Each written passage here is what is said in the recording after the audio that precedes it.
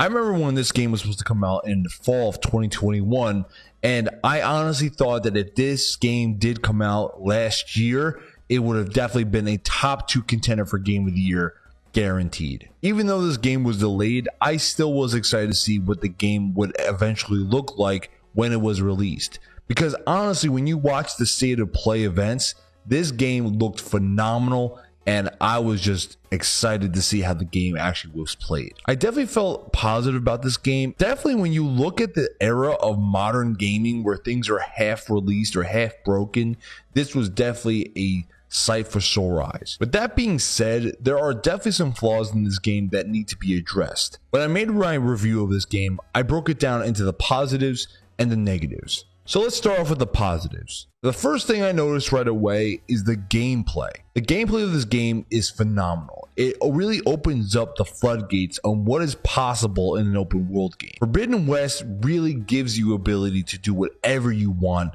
in the open world. This game gives you so many different types of weapons you can use. It gives you 8 skill trees that you can customize aloy with, and the movement mechanics are just top notch. What I liked about this game was the fact that it really opened it up so it's more like an Assassin's Creed in a way. Now granted, it doesn't mean you can just jump anywhere you want, but it gives aloy a lot more movement, and the combat styles are just way more efficient than it was in the previous game. Obviously, facing off against robotic dinosaurs is going to be cool either way, but the fact that they gave you even more different types of them is even better than the previous game. Facing off against all these different dinosaurs basically gives you the ability to pick and choose your method of combating them. And I like the fact that each one has their weaknesses and strengths, and it's really up to you to find the best way to get around that. I mean, when I talk about different types, I mean, you're playing off against elephants, alligators, rhinos, raptors, even pterodactyls. What I like about this game is it took what wasn't broken in Zero Dawn and then just upgraded it for Forbidden West. The next major positive that I'll talk about is going to be the biome and the environment. The fact is, this is one of the most beautiful games I've ever seen. Definitely so far on the new generation. When I make my comparison to what this game was like for this generation, I look at The Witcher 3 and what it was for the Xbox One PS4 generation, where that game looked top notch, way better than anything else in its same genre. One of the best parts about the game is that when you're looking at the environments and the grand landscapes, you really get the feeling that, wow, Guerrilla really put a lot of detail into this game. Probably one of the best parts about the environment of this game is that not only is it stunning, but there's literally so much to do here. There's around 15 types of missions that you can complete, whether it's main story missions or side story missions, and it just feels like there's always something to do. And I'm not even mentioning the mini games that are present. Most of the time, the biggest fears that we have in an open world game are basically trying to find a way that we don't feel repetitive in what we do on a daily basis.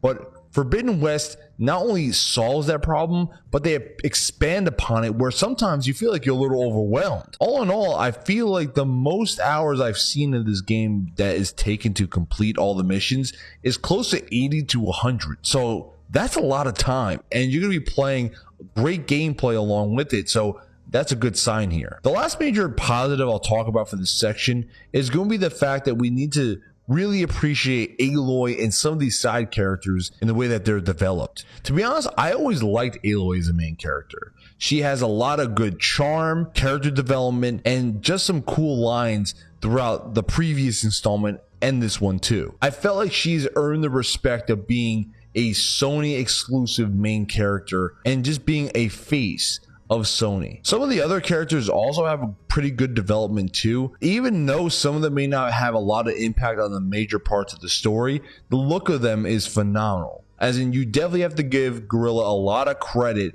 for basically taking the time and effort to really use facial recognition on literally hundreds of characters, including Aloy. The voice acting of this game was great, and I feel as if it gives you that real immersion that you're in this environment, and I just felt like it felt natural. The only issue I saw was honestly with Aloy's hair, because it never stayed in place, And honestly, I felt like it was just such a weird glitch to see here. Now, with the positives being as good as it is, we definitely need to mention some negatives because there are some flaws in this game that have to be addressed. So let's start off with the story. Generally, when I look at this game, I felt like they were going to try to expand upon the lore from the previous installment and try to give this world even more density than we saw in the previous game. There aren't really a lot of negatives of the story, but there is a major problem with the pacing. With the gameplay being as good as it is, there were actual times that I felt bored. The first half of the game basically was a content review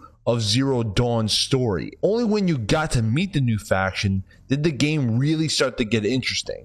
And it kind of is a pretty bad sign that basically you lose all momentum from the very starting mission to basically have to wait until at least around 10 hours into the game before you get really hooked. And that's something that has to be addressed here. The problem is that not necessarily did you not have fun in the first half, but I felt like there was not really much importance to what you were doing in the first half of the game. Only when did you meet that second group did really things start to really cook up and you just now had a reason to keep playing. There are a lot of people who I talked to who just had struggles keeping up with this kind of slow start, and they never really got to experience the game entirely because it just were turned off right in the very beginning. Unfortunately, this game feels as if it was trying to be a build-up game to either new DLC or the next installment. And you have to agree that that's a negative because so by you buying this game to basically only be ready for the next installment,